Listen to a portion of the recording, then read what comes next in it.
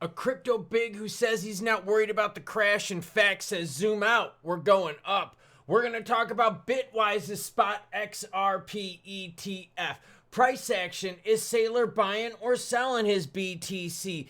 I say lots of naughty things, so here's your warning. That and Michael Saylor is sending us a picture. I think AI messed this one up. He says hodl. Dude, that is a ship sinking with you on a life raft. That means the ship is going to the bottom of the ocean and you're getting away with just the clothes that you're wearing. I think your AI art thing kind of messed it up. Fire your effing intern or whoever your social media manager is. Or if it's you, you are more cringe than we could think about. Heat map, it's not looking good. Comments from you, always looking good. Maximus Decimus says take some time to let the news work through the market. Some projects may not make it as money finds new avenues. Stick with what you believe in and be patient. I'm making another H-bar buy today, even though I'm backwards on my back. Look, a lot of people are backwards on their back. What about all the circle holders out there? This isn't just crypto. This is a whole bunch of players out there. It's mostly risk things like crypto, but it's spreading to a bunch of other sectors out there. I get where people are freaking out right now, but I also say, hey, I believed in silver for all those years. Trick, you know exactly what I'm talking about. I know you're watching. You might be sick, but I know you're watching. Yo, us silver stackers held on to silver for long periods of time. And I remember when it got to like 25, 30 and we were all like, oh, should we sell some of it? Like, holy crap. And then we're looking at it now going, oh, we're so glad we didn't really sell much at all.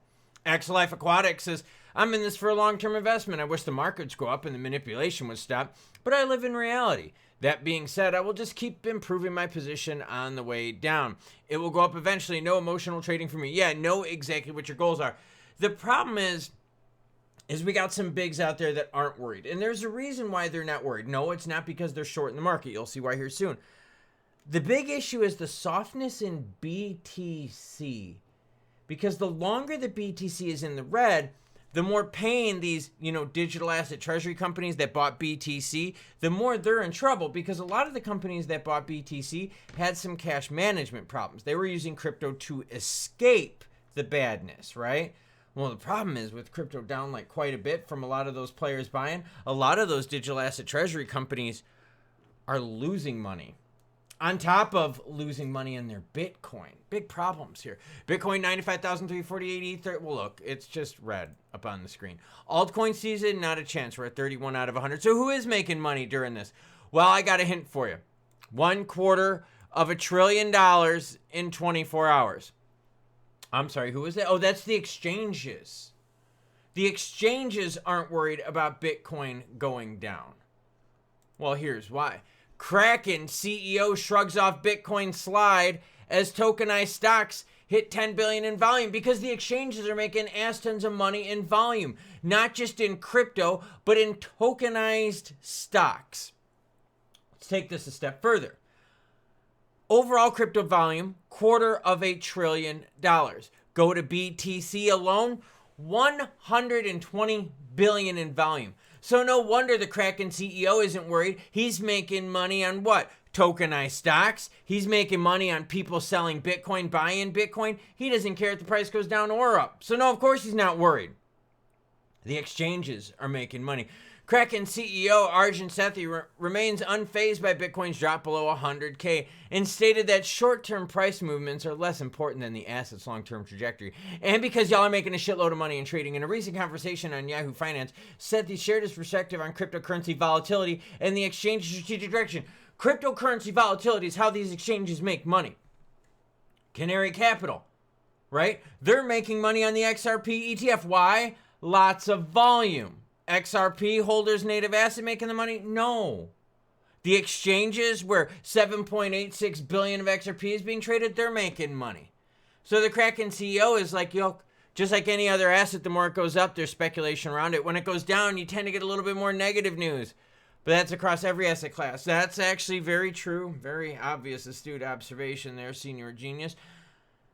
The problem we got is that we have to digest more of the poop sandwich. See, because we have some problems with the Fed, markets tumble as doubts grow over December rate cut, because we have problems with the Fed, and it even says on here, risk assets sold off as doubts loom over a December rate cut. Why? Well, expanding on the macro side, Fed members are pushing back against the December rate cut, especially given the lack of new data on the jobs and inflation fronts due to the government shutdown. As I've been telling you, the United States government and a whole bunch of players out there are driving without the dash in their car working, so they're going to be super cautious. Minneapolis Fed President Neil Kashkari said yesterday he didn't support the last interest rate cut. Nothing he's undecided on the best course of action for the next month's policy meeting. Okay. So you got the Fed saying, look, we might not ease, we might keep it high for a while. CEOs, like Kraken CEOs, making money off of the volatility, especially now with everything being tokenized. And that's what I said to a lot of you out there. Do you make money on tokenized action? No, not unless you bought the right thing. It's the exchanges and the issuers of these assets that are making frickin' money. As the market tumbles, we're going to be talking Bitwise's Spot XRP ETF. Might be the next launch. Awesome. ETFs don't control the market yet. And to be honest with you, you're going to have to see a heck of a lot of juice from the ETFs. Because remember, BTC has a lot of ETFs. And yes, it's brought some stability to BTC's price. But BTC touched all-time highs less than a month ago.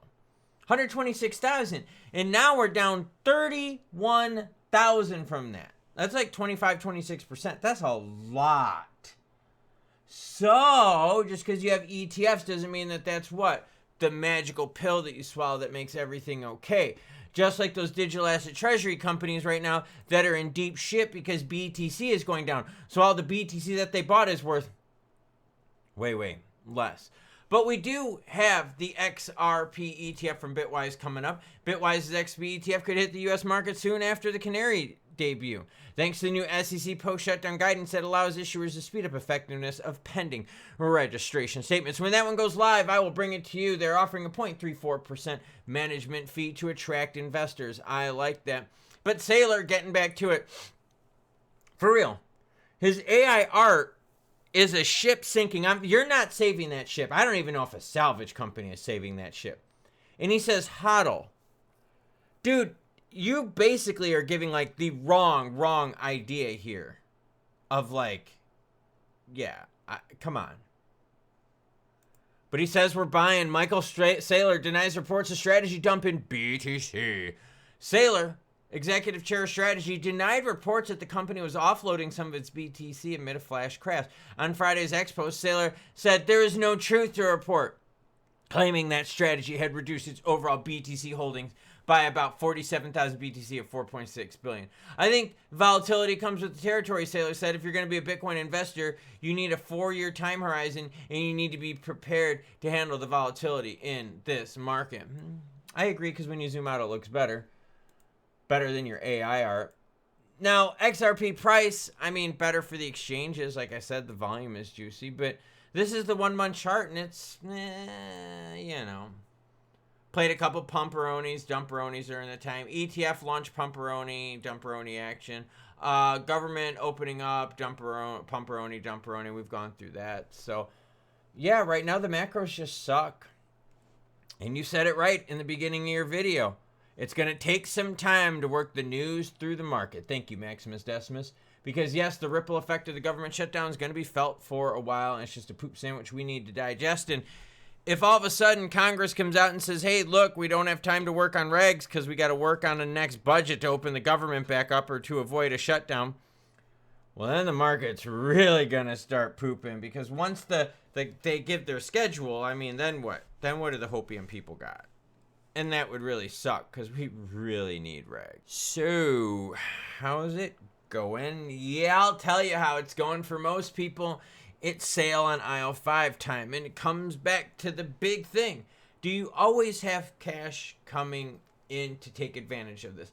Because what if all of a sudden silver, out of nowhere, flash crashes to $20? Tell me you wouldn't buy a whole bunch of silver. Hell yeah, you would, right?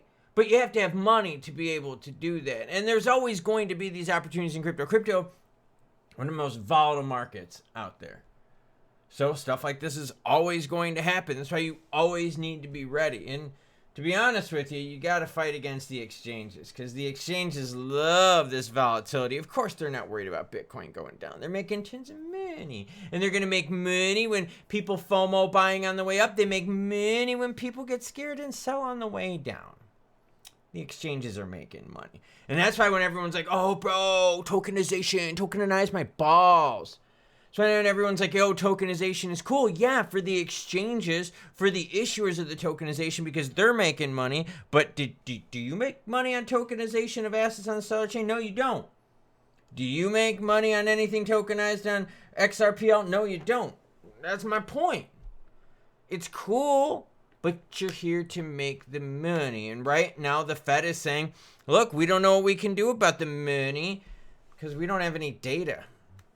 Oh, and when you don't have data on your phone, you can't use it, right? Well, guess what? They don't have data for the government, so they can't use it. Monetary policy sucks balls. Rates too high for longer. Regs might be dead. The ETFs are going to be launching, but they're launching covering products that don't have regs.